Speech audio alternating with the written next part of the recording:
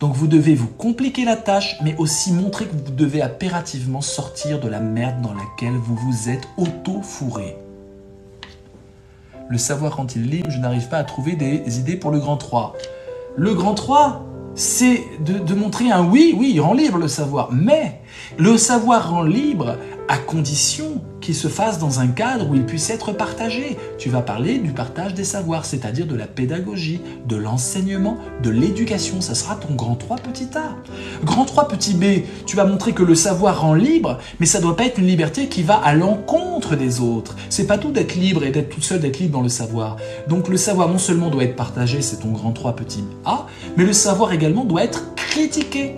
Savoir quelque chose, c'est apporter une lumière critique, comprendre dans quel cadre ce savoir existe, comprendre qu'il n'est pas importable dans d'autres domaines peut-être, et donc c'est la science. Il faut que le savoir ait une communauté qui permette de réguler le savoir, qui permette de montrer qu'il est en évolution constante, qu'il n'est pas définitif, qu'il est vivant. Et ça, c'est le domaine de la science. Et puis le grand 3 petit c, c'est un hymne à la philosophie. Le savoir rend libre à condition qu'on philosophe sur le savoir acquis, qu'on puisse remettre en question nos préjugés, nos fausses croyances, de façon à accéder à une vérité universelle. C'est un hymne à la philo. Voilà, très typiquement, et je donne l'exemple pour tout le monde, en quoi consiste une bonne philo qui plaît aux profs. C'est quelque chose de rond, de bourgeois, de pondéré, sans trop d'excès, mais quand même intelligent, brillant, élégant. Et là, ça fait jouir le prof, il est taillé pour ça, il est formé pour ça, il sera en extase orgastique. Mais ne pensez-vous pas qu'on doit montrer que le sujet est difficile pour le simple fait de le répéter? On ne répète pas le sujet, mes amis, on ne le répète pas. Le sujet, quasiment, il n'apparaît jamais dans votre copie telle quelle. Par contre, sur vos brouillons, vous le recopiez. Le sujet, vous répondez au sujet.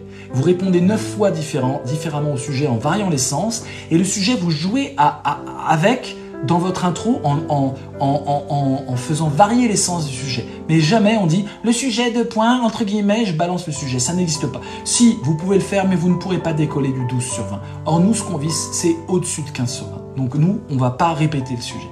Par contre, on ne va pas le laisser tomber. Il sera omniprésent. Gaston Bachelard, la formation de l'esprit scientifique, c'est quoi la thèse de l'auteur? Gaston Bachelard fait une sorte de psychanalyse, donc il essaye de voir l'inconscient des scientifiques.